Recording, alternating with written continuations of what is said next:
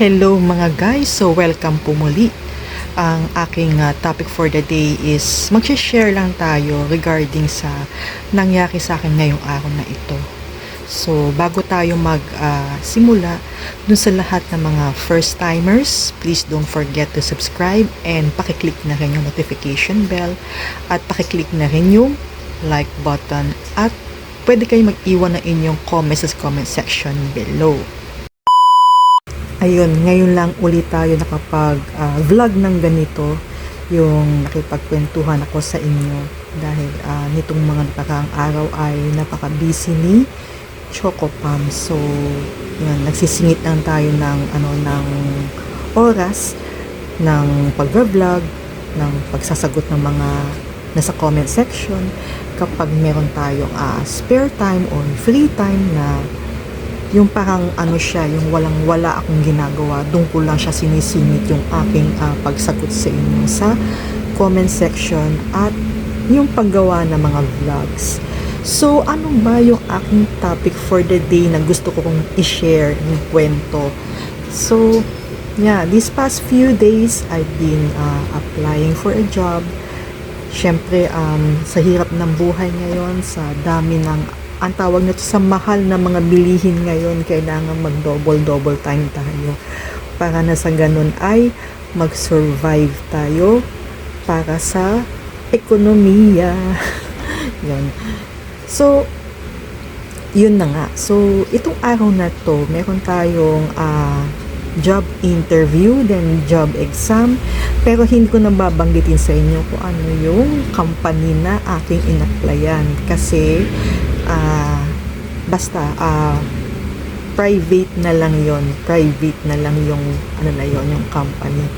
Basta share ko na lang sa inyo kasi I don't know kung tama ba yung aking opinion regarding sa pag-a-apply ng trabaho. So yun, yesterday nakapag-apply tayo sa isa sa mga agency or tama ba? Hindi naman agency. Sa mga online na ang tawag ng job opening. So, kinlik natin yon at nagulat ako dahil pumasok agad dun sa ng exams. So, pag-apply mong ganyan, so binigay mo yung yung iyong information and everything. After that, biglang exams na agad ang lumabas. Though maganda naman yung nakakapag-exams ka, at least malalaman mo ang resulta agad-agad, which is mabilis naman ang kanilang response sa application. So, yun. So, in-schedule nila ako for interview ng kinabukasan. So, umopay naman yung interview and then yon, sabi nila hindi ko raw na-meet yung quota ng ang tawag do sa exams kasi meron silang quotang tinatawag na kailangan ma-reach mo itong level na to, nasa ganun ay para pumasok ka sa na yon, ang tawag ng category na yon, yung kailangan ganito yung level mo para mapasok mo yung yung job opening na yon. So yon. So, sa madaling salita, bumagsak tayo and then, though actually, hindi man nila sinabing bumagsak. Pasado naman, pero bumagsak dun sa category. Hindi ako nakaabot sa level of category dun sa position na yun, na kailangan ma-reach ko yun. So, kailangan mag-reassessment uli ako, mag-retake uli ako ng exams for that position. So, require nila kami ng training for today na maghapon para ma-enhance o para ma-upscale pa yung skills mo, yung knowledge mo regarding sa pagkuha ng exams. So, ayun, along the way, though bago muna yon, marami nangyari kasi parang feeling ko hindi destined sa akin tong job position na to kasi ang daming nangyari kasi Yesterday, nung na-receive ko yung ang tawag nito na mag-e-exams na nga. Mag-e-exams ako doon sa in-applyan ko, ay muntik na akong matalisod or masubsob sa sahig dahil nakita ko nga na for exam. So, buti na lang hindi tumama ulo ko sa sahig. Talagang nasubsob ako, pero buti na lang yung mukha ko hindi na pero yung sa tuhod ko tumama sa sahig. So, yun yung isa sa mga senyales na parang hindi para sa akin yung job na ito. And then second, kinabukasan, kasi in-interview ako, and then sabi sa akin kailangan kumuha ng NBI. Pagkuha ko ng NBI, pagpunta ko ng NBI, pag-apply kong ganyan, di kinuha na nga yung aking tawag doon, biometrics, picture and everything. Pagkatapos ng proseso yung sabi sa akin ng staff na ma'am, kailangan niyong bumalik sa 21 kasi may kapangalan kayo na na kailangan ma-confirm na kung talaga ba ay ko wala akong kaso, alam mo yon, yung malinis yung aking records, yon. So, okay ako, di sige, balik tayo ng 21 ng October para kunin yung certification na wala tayong record na crime o krimen. So, pag uwi kong ganyan, di kinausap ako, and then kailangan ko daw mag-retake nga ng ng exam. So, yung na yun, yung training na yun, it's more of parang to improve more yung pagbabasa mo, yung quality ng voice mo. So sabi naman ng trainer na pumasa naman lahat. Kaso, hindi na meet yung level na para doon sa kategory na job. So, katapos nun, nasa Zoom meeting kami, biglang naputol yung Zoom meeting. So, ayun, yung sa NBI, pangalawa, pangatlo, biglang naputol yung Zoom meeting at nag-resume after an hour.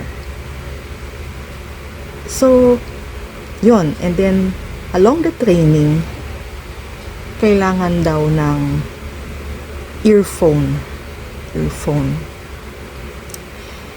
para pumasa dun sa exams na yon. Kasi yung exams na yon ay AI generated.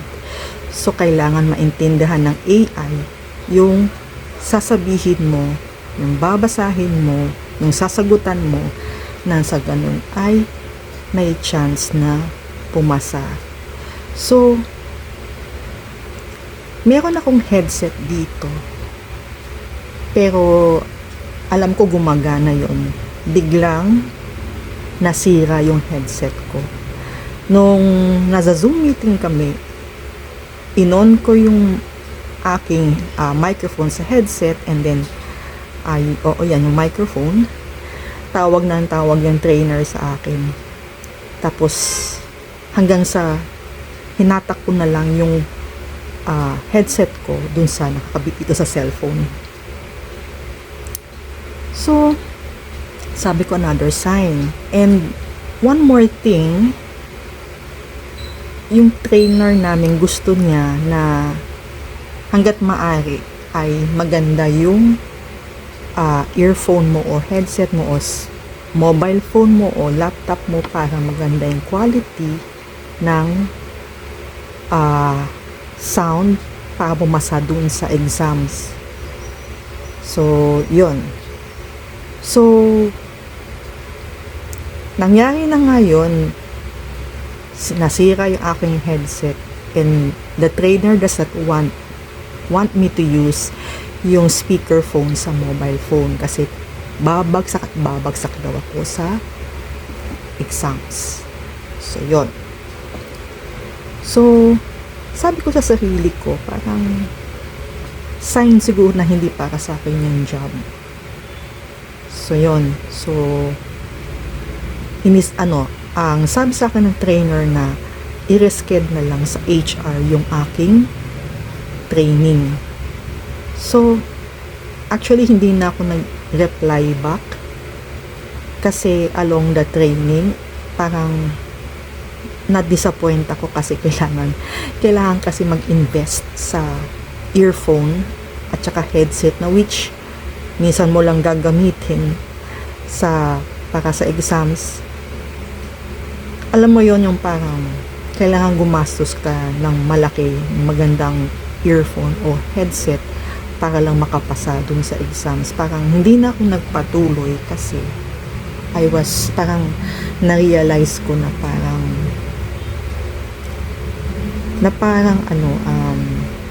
aplikante ako at kailangan kong gumastos ng ganun kamahal na headset para maganda yung quality ng aking sound dun sa exams na ibibigay sa akin o assessment. So hindi na ako nag-email sa HR para i-reschedule ko kasi parang it's not really meant to be for me dahil ang daming nangyaring aberya and ayokong gumastos ng malaki for that. What if kung hindi ako pumasa sa kanila, edi for example ang headset na bibilin mo ay worth 1,000 pesos. 1,000 pesos to 1,000 pesos, and I came to realize na napakamahal na mga bilihin ngayon nga pag pumunta ka sa palengke, ang isang pirasong kamatis ay 5 piso.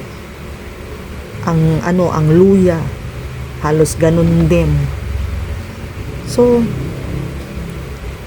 sabi ko, mas uunahin ko muna yung gutom ko kaysa sa bibili ako ng bagay na alam ko naman na hindi ko naman gagamitin. Kasi hindi naman ako mahilig mag-earphone. Kasi ang reason ko kung bakit hindi ako gumagamit ng earphone dahil pwedeng masira kasi ang eardrums mo kapag palagi ka naka-earphone. Pwede kang mabingi. Pwede kang, ang tawag nito, mawalan ng pandinig because of yung malimit na paggamit ng earphone. So yun, hindi na lang ako nagtuloy dun sa aking ang tawag doon, yung ina-applyan na trabaho kasi nga ayoko mag-invest sa ganoon kasi naiisip ko yung ang mahal-mahal na mga bilihin ngayon. Syempre unahin mo muna yung pagkain bago yung mga gadgets na diba? So dito nga lang sa YouTube, ang daming dapat i-improve sa akin. Marami dapat mga gadgets na dapat bilhin para gumanda yung quality ng aking video. For example, kung gusto mo talagang magandang video, kailangan bumili ka ng magandang camera. Tapos kung gusto mo maganda yung sound, kailangan bumili ka ng magandang microphone, di ba? So hindi ko ginagawa yun kasi alam ko hindi pa ako kumikita sa YouTube. Wala pa tayong payout dito. So why invest kung wala pa naman kalakihang ang tawag nito, sweldo, ba? So ganun din sa pag-a-apply ng trabaho. Hindi ako nag-i-invest na kahit sabihin bang risk yun Oo nga, risk, pero ang uunahin ko pa rin talaga ay yung gutom, yung sikmura bago yung mga bagay na gadgets na yan. So yun yung aking gustong i-share sa inyo, guys. So these past few days busy tayong nag-a-apply din ng trabaho kasi pandagdag para sa ekonomiya, para sa ating kasi sa hirap ng buhay ngayon, ang mahal na mga bilihin yun, so kailangan talagang kumayod, and lahat na mga pwedeng opportunities ay ginagawa natin, itong YouTube at mga iba pa. Hanap tayo ng mga pwedeng kakitaan na sa ganun ay alam mo yon, hindi tayo kapusin. And I thank the Lord dahil maraming biyaya siyang ibinibigay sa amin, and talagang malaking pasasalamat ko dahil everyday nakakakain pa rin tayo ng 3 beses ang araw. So yan ang aking topic for the day. So ano sa palagay nyo guys, tama ba yung decision ko na hindi nilang tumuloy? Kasi parang yun nga, ang mahal-mahal kasi ng headset. Kasi may nabanggit kasi yung trainer namin na merong sa mga applicants na grabe ang kanyang earphone worth 7,000 pesos. So, ba't naman ako mag-i-invest ng 7,000 pesos for that only? Though, alam ko naman yung ano niya na it is for the quality ng sa ganun pumasa ka sa exam. But, kailangan din isipin yung bulsa, kung kaya ng bulsa. Hindi naman lahat ng tao ay mayaman. So, yun yung aking opinion about that. Hindi ko kayang bumili ng ganong kamahal na Kahit sabihin mo ba na abutin pa na 1,000 yan, aplikante ka, gumastos ka na nga ng NBI, ang mahal-mahal ng NBI ngayon, guys, 260 pesos kasi kailangan mo mag-online. O, diba? So, yun. 260 pesos ang ginastos ko sa NBI. So, kahit paano aaray pa rin yung bulsa mo. So, lahat ng pagtitipid hanggat maaari gawin ay ginagawa natin kasi sa mahal ng bilihin ngayon. So, yun guys, anong sa palagay niyo? Tama ba yung ginawa ko? Ano ba yung opinion nyo dun sa sinabi na sa training namin na kailangan mag-invest? Kailangan daw mag-invest sa headset para na sa ganun ay pumasa sa exams. Pero yun nga, of course, it is a risk. Hindi mo alam kung pasado ka pa rin kasi wala pang final interview. So yun guys, ang aking topic for the day. And maraming salamat po sa inyong lahat ng mga sumusubaybay ng aking channel. And hanggang sa muli natin pagkikita, kita-kits tayo. Bye-bye!